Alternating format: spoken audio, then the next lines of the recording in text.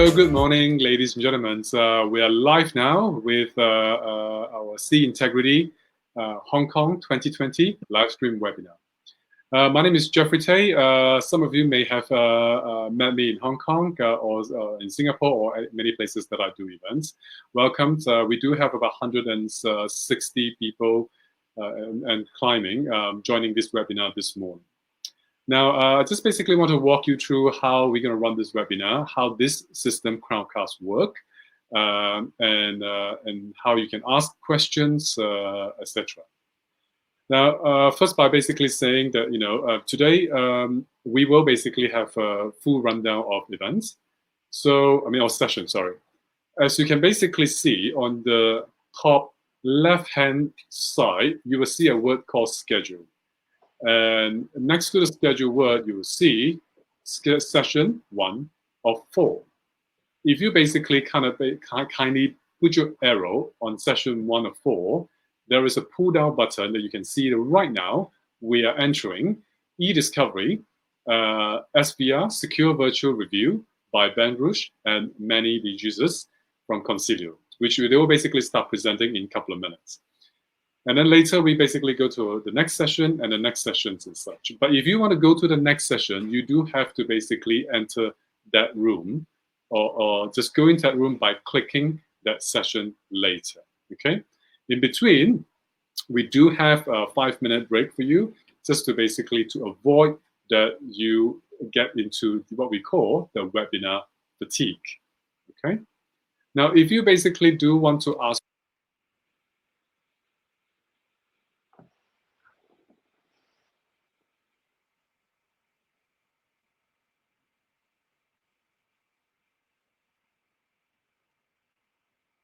just now, I basically go into another session. I clicked another wrong link. So don't worry, you just have to click the right link and you come back again. It's nothing, nothing to worry about. We're not gonna lose you, okay? I have big fingers, so I just keep clicking the wrong thing. It's little small links and stuff. Now, if you do like to ask question, there is a box on your bottom right-hand side that says "say something nice." You can actually type in and say hello to me. Or you can say hello to Ben and Manny today as well. Or you can basically give a hand clap or anything. There's actually a lot of signs there. But if you doesn't want to put the question there, you can also basically go to the Ask Questions column and just type your questions as we go along today webinar and sessions. So sometimes you basically will say, oh, I have a question, but I'm going to type now that we're going to answer all your questions after their presentation, or the speaker presentation, session by session, okay? Now, if you like to basically say that, I like to ask questions using my voice, I don't want to basically type it, just let me know. I will invite you on screen. We're happy to basically hear from you, okay? But have to be nice, okay? I'm not the subject matter expert. I don't have all the answer today, but I'll try to basically get everyone's on board to basically talk about the focus for today is about managing fraud, risk, compliance during crisis and disruption.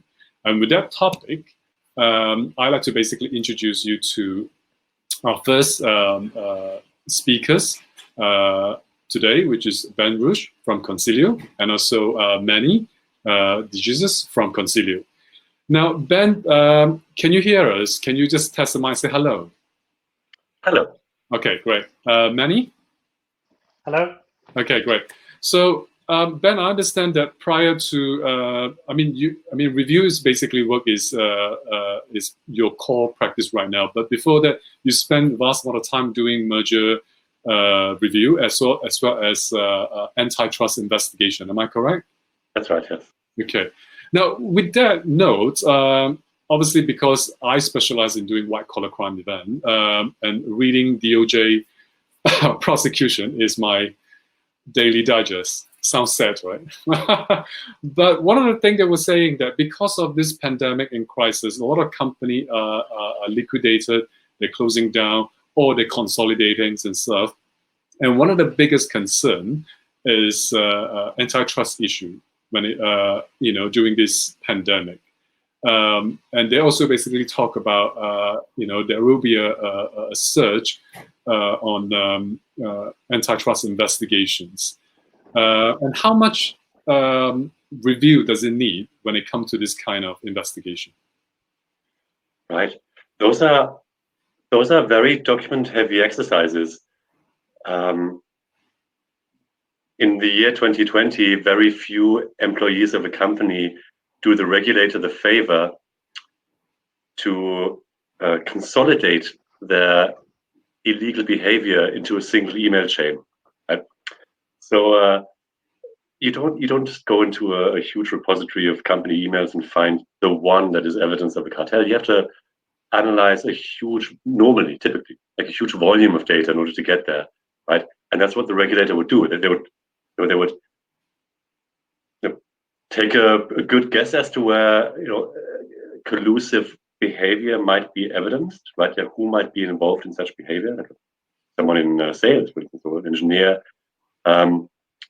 They collect the right date range, March 2020 to June 2020, and they would collect maybe information that is evidence of communication with competitors, right?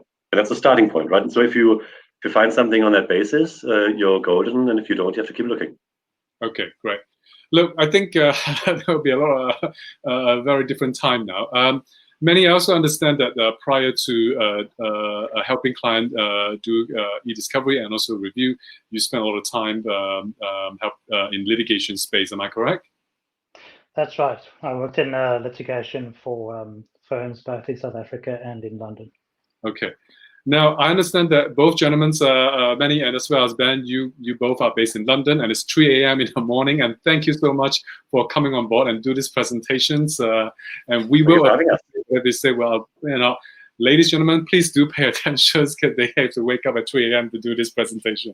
Now, without further ado, can we give a warm welcome applause, your own way, and welcome Ben and Manny for your presentation. Ben, I'll pass it on to you both. Thank you very much. Thank you for the kind introduction. So thank you for joining us. We'll be discussing secure virtual review today. My name is Ben, as a reminder, and I'm responsible for Concilio's document review services in Europe and Asia. I'm Manny, and I focus on running review solutions in London. So Manny and I both work in document review, right? And just to define that quickly for those in the audience who don't deal with that service on a regular basis, what we do is we support law firms and corporate legal departments in their document review exercises. So by those exercises, we usually mean teams of lawyers that come together on a project-specific basis to analyze high volumes of documents in a specific legal matter. So typically that involves disclosure exercises in litigation or other forms of dispute resolution, or investigations, whether internal as an audit or external as a regulatory investigation that Jeff mentioned. Three things are important here. So the work is project-based. Secondly, the lawyers working on those projects are freelancers. And thirdly, because the lawyers are freelancers, it's quite important for us to get the recruitment of those freelancers right. So recruitment for us entails selecting the best possible contract lawyers in order to build a network, and then assembling the most suitable lawyers for a project.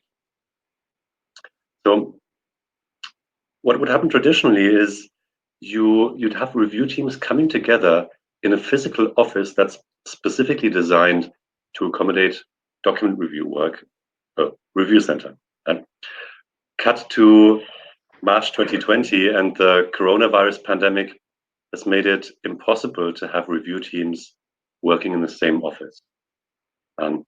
Fast forward just over a week, and we have migrated 20 review centers, countless projects, countless clients and their specific workflows, and somewhere between 2,000 and 2,500 lawyers. That's an enormous undertaking.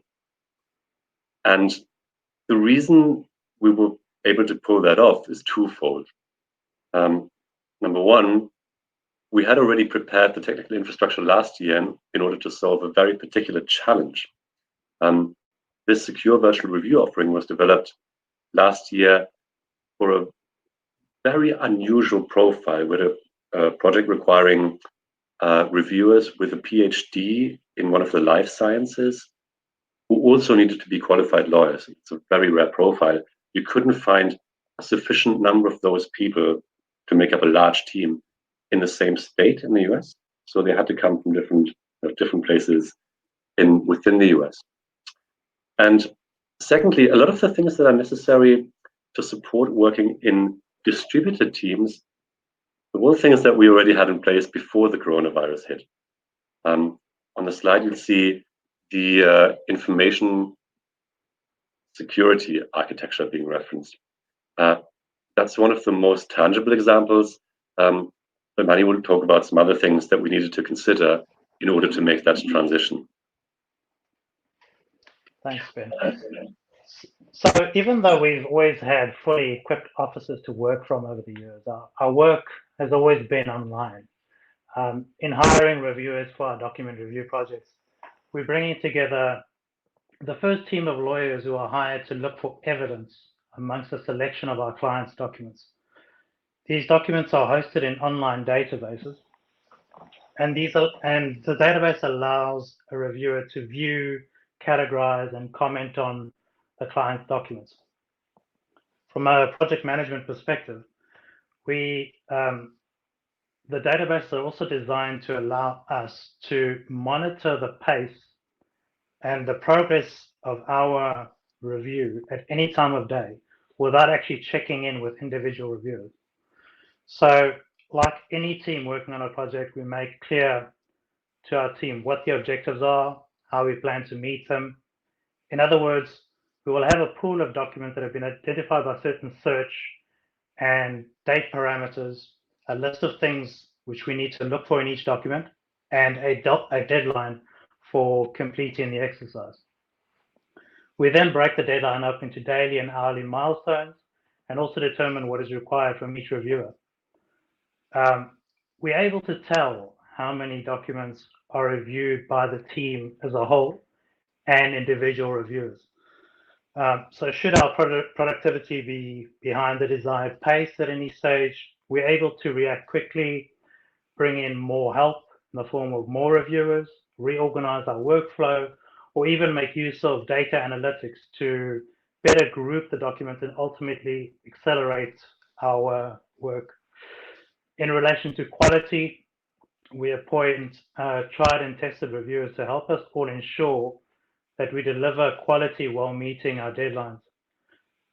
At a high level, what this means is that we're using technology to hone in on documents which do not appear to have been categorized correctly based on their content. In other words, looking at the keywords or phrases in those documents, or their characteristics, such as falling within a certain date range. These quality control measures are also memorialized and tracked within the database. And all this effort generates statistics which we are able to draw from and ultimately strategize any further remedial work. So to sum that all up, despite our move from being in a physical office space, the review centers, which Ben described earlier, moving to a remote working environment, the tools which have always allowed us to monitor our productivity and that ensure high quality review have always been online. Thanks, Manny. So we always talk about productivity in one way or another. You'll be pleased to know we don't try and heal sick people. We're not doctors. We don't do anything that has that kind of benefit to society. The quality of our work is measured simply in terms of those parameters, right? So has the document been analyzed correctly, and how fast are we getting through the document universe? That's really important to us. So when we transitioned from the traditional model to the distributed teams model, we monitored both metrics carefully. So I just wanted to, on this slide, share a couple of things we noticed. For productivity, the good news is that overwhelmingly, speed has increased. So the distributed teams appear to work faster working from home, while the quality, that is the accuracy of the decision making, has remained stable. That's very good.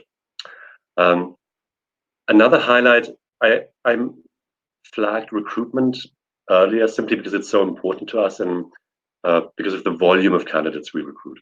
Right? So on the recruitment side, we've now spent 8 years in Europe and Asia building a strong network of reviewers through face-to-face interviews. So when we made the transition to virtual review, we had a good number of contract lawyers who were already screened. Now that we work with distributed teams, new candidates are now interviewed via video calls rather than face-to-face meetings. And I imagine some of you are already making the same experience when you recruit new colleagues for your current teams. What's a bit different about our work? I mentioned the freelancers earlier. So we can have contract lawyers, joining us for a specific project from different countries for the same review, right? So long as there are no data privacy restrictions preventing that, which is great. So if you had a particularly unusual profile that was required for your project, it could be a language capability that you're talking about, or it could be prior exposure to an industry, it could be experience with a certain type of legal matter. We can bring those people with rarer profiles or with more unique profiles together from different countries. On the review management side, Manny will attest to the fact that our European and Asian review managers have always worked across borders in a good team with their review management colleagues in other countries. So that cross-border way to organize our work has been strengthened even further. So when a project comes in now, it simply gets assigned to the most appropriate review manager, regardless of where they're based. Thank you, Ben. On communication channels, as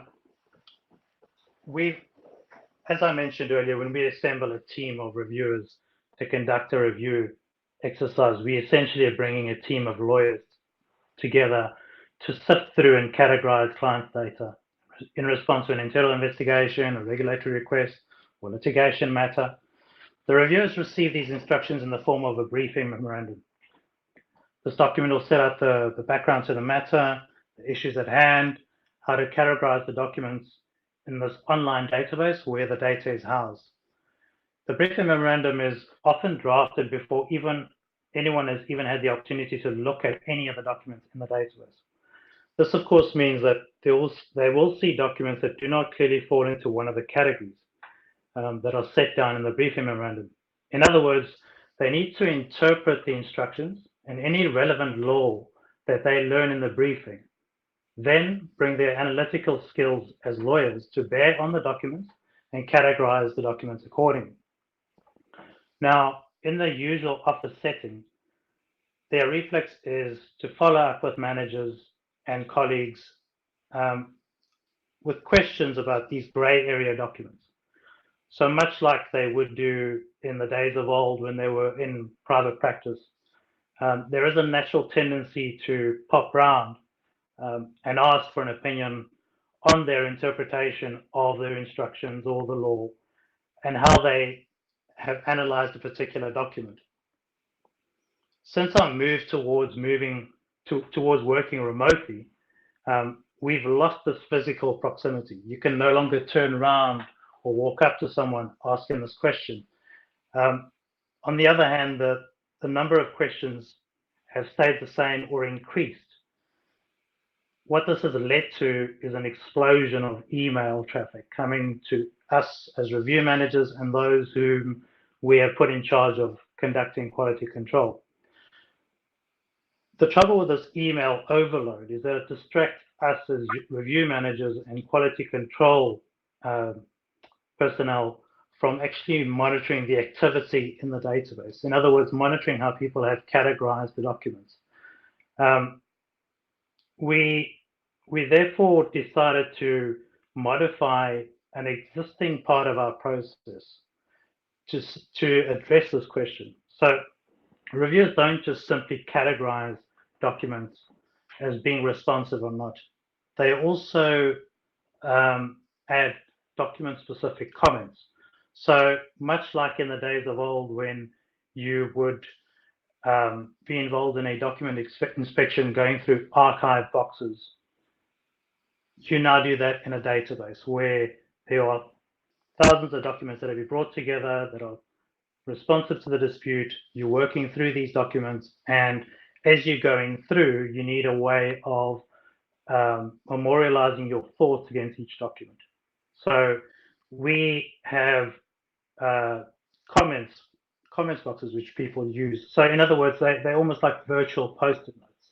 People are applying comments to documents, and we have further used our technology to search through those comments, identify questions and the doubts that people may have on the team, channel those to the review managers, give them the opportunity to consider those against the documents, answer them, and then we channel the same feedback to the reviewers across the team. This all takes place without the 100 or 150 emails that any team could see at the start of on the morning of a review. It all happens instantaneously. It's all channeled throughout the database, and moreover, it's made available to the entire team. So bringing this all together, by rising to a challenge that's brought on by us working remotely and getting too many emails, we've also used this as an opportunity to further enhance and make our workflow more efficient, with people continuing to review, leaving their comments against documents, knowing that there's a set time and a set place where they're going to get their feedback, rather than having to distract themselves from the job at hand and send and receive a bunch of emails. Yeah, it's a fantastic. I just realized, when you made that comparison of the briefing instructions, they evolve, so you need to find a way to communicate that, and over time our communication channels evolve as well, right? So I think that sums up our experience nicely, right? Evolution is in response to something, right? It's never done. You don't stop evolving. What might happen is that you solve a particular problem for the time being, so that you turn to another aspect of our work, and our work is really reasonably complex. You turn to another aspect of our work, you improve that gradually, marginally, incrementally, or dramatically, and that evolution is never done, and there won't be a time when we're done tweaking and improving the way we work. And so that maybe, as we end this presentation, a look to the future, where we started this process of evolving our professional service offering, in effect. We had a very specific problem to solve. Right? So we had this life science PhD and qualified lawyer profile. Now we can bring lawyers on the same review project who have vastly different profiles themselves, right? So some of them might be full-time carers, others might be disabled, and others might just be unable to work from a downtown location for other reasons. Maybe the commute is too long, or the cost of the commute is cost prohibitive. For whatever reason, those people are no longer restricted simply by virtue of where they're based from working on a project like this. And all of this is an immediate consequence of the effort that we've put in order to make this work well. And so this is why we're extra pleased that our work in traditional in distributed teams has gone so well. And hopefully we'll get a chance to experience working like this with you in the audience. And so, yeah, we hope you found it useful that we shared our experience of this unique service, and you will now have the opportunity to ask questions using the mechanisms that Jeff outlined towards the beginning of the call. Hi, I'm back. Okay, so I think this is the speaker. Okay. Thank you so much for the presentations. If you basically do have questions, you can pop into the questions, say something nice. If you don't have or you can basically ask the questions there as well. I do have a few questions, and we basically did gather some questions as well. So this question is for Ben. Ben, you stated that after the switch to virtual review team, productivity and quality increase or remain stable. How do you know that this is true? So in some areas of professional life, productivity is incredibly difficult to measure and to capture. We're not in one of those areas.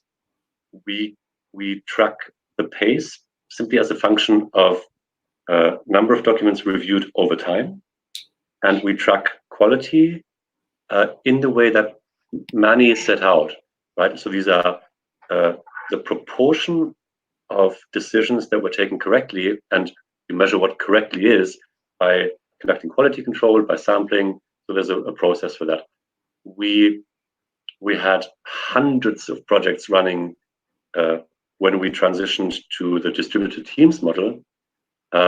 So we took a couple of dozen.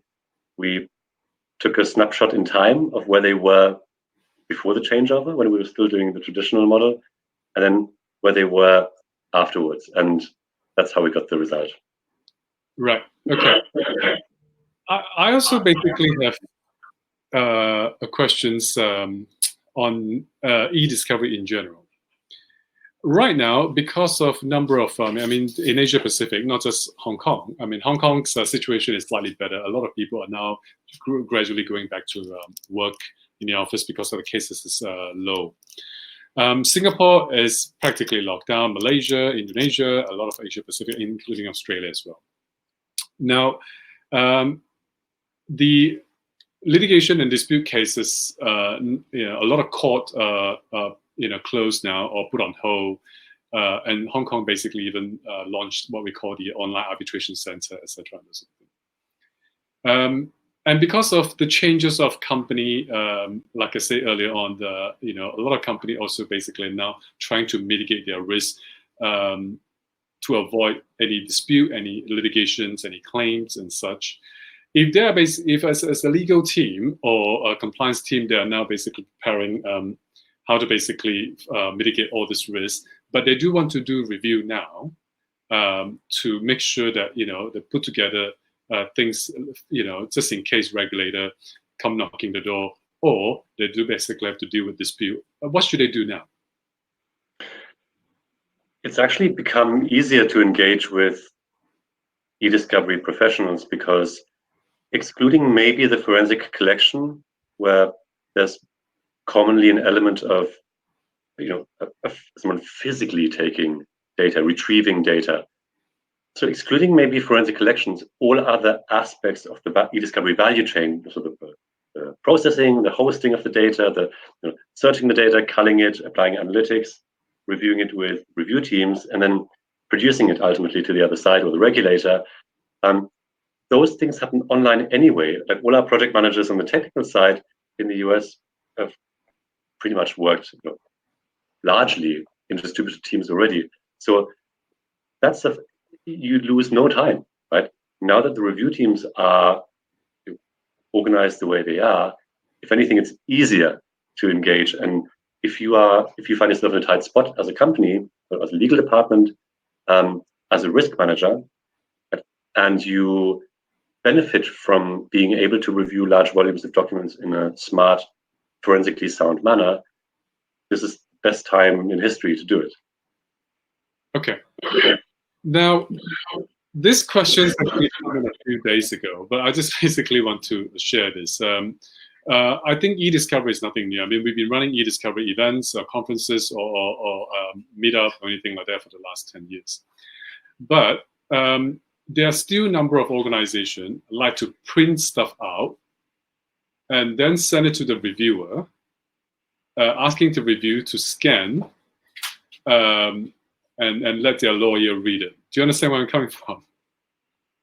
Yeah. There's still practice like that. And how can the audience today learn from, they don't have to print anything out.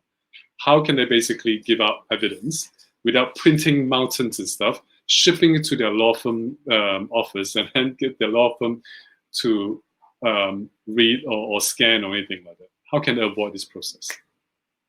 So my colleague in Hong Kong and I, we often notice this two worlds in the legal profession, right? So that there are the joyful early adopters of any technology, and they're very forward thinking, and around them there's almost an ecosystem of people who are very, very happy to adopt. They're young, they're agile, happy to adopt technology. Anything that can happen virtually or electronically does happen virtually or electronically. There's no, you don't miss a beat. There's no time waste. There's no resources wasted on slowing down the process. That said, of course, sometimes you do have to scan. You do have to scan data that only exists in hard copy format, right? There's no way around it. Even any smart review of that data, any analysis that can achieve scale, right? If it's not just one person reviewing, there's one person reviewing. Like, I can walk over there where my bookshelf is, take out a book and read it, but you can't read a book with two people, right? Not the same book. You need some sort of workflow management system, right? For that, you do need to digitize the hard copy, right? You can say, I'm going to read chapter 1, you're going to read chapter 2, as insane as that would be for a novel, right? But if you wanted to divvy up the work, you would have to be clever about it, and that requires digitization. You can't get around it, and sometimes, of course, there are form requirements for court filings, communications with the other side in the litigation, and what have you. But within the confines of what's technically feasible, I think we're happy to support anyone who doesn't feel like that's something they feel comfortable with in the here and now. Okay. Because we do still have a number of people that can we print it and then you scan it? I think is the message is don't print it. We can just use your electronic copies and such. Yes, please. Okay. Especially 5 million documents in print, not a good idea. Right. You did mention that employee welfare. What is important to document review team? So my guess is in the audience, everyone, like 182 people, and including the three of us, it's 185 people who are in the luxurious position of, most likely being permanent employees of someone, right? So there's a company that looks after, your training needs. They give you a workstation, and when we still had offices, they gave you a chair and a computer infrastructure. They make sure you stay on top of this professional legal development. They do so many things for you. Concilio, they organize meditation sessions online, so you log on and they do breathing exercises. You don't just have people meditate. No. So there's so many things that are done for you, but when you're a freelancer working in document review for us, it's not like that. You don't get that benefit automatically. So what we want to do is we want to show the teams that we feel responsible for their well-being when we can control like a little bit of their environment, making sure they can air grievances, for instance, making sure they can make suggestions using the communication channels Manny mentioned earlier. Manny, is that fair? That's right, yeah. And I believe as well with document review, our reviewers being paid hourly, they would often start in the middle of the day because our clients in the US, and there is a tendency to want to work longer hours or not take a break. And those are two things that we, to Ben's point about encouraging wellness, is making sure that people don't just think about earning the hourly wage. They think about taking at least a half-hour break, that they do not exceed 10 hours of working.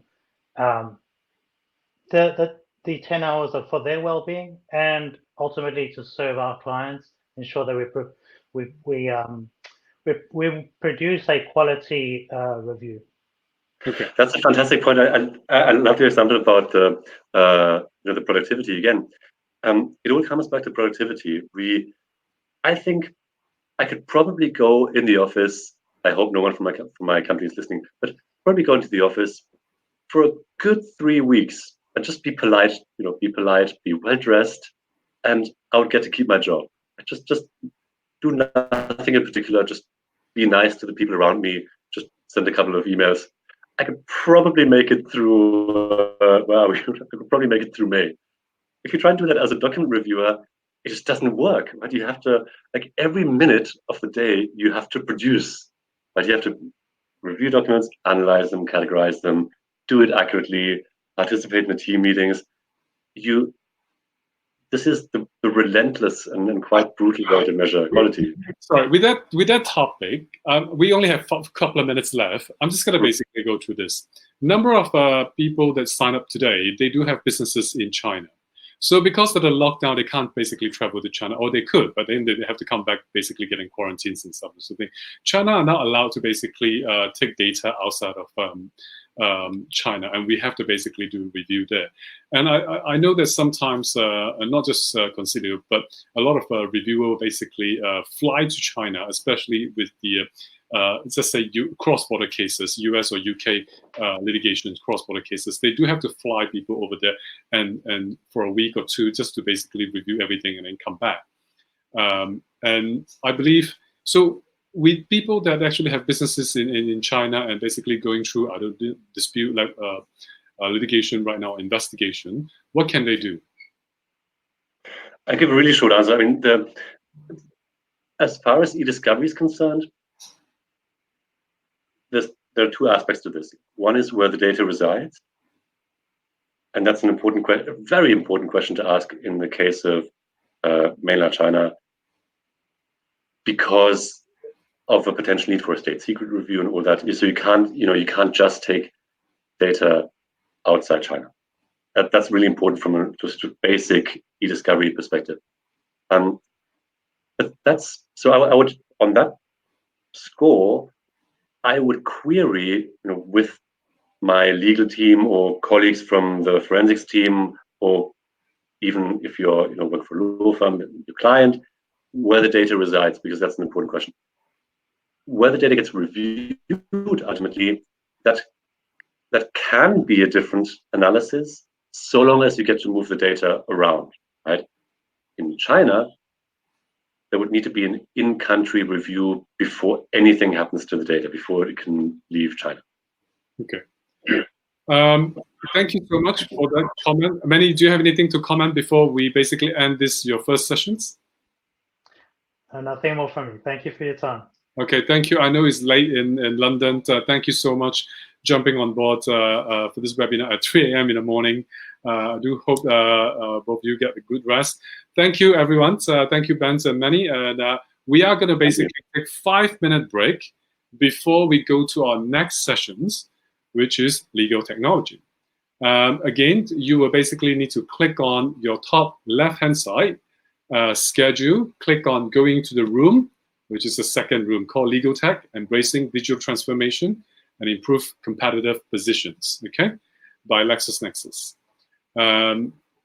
So I would encourage you to do so now if you basically are ready.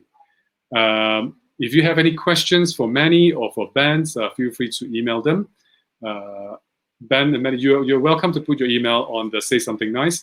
They basically, All right. Might just basically want to send you an email and such. Here's my email. Thank you, everyone.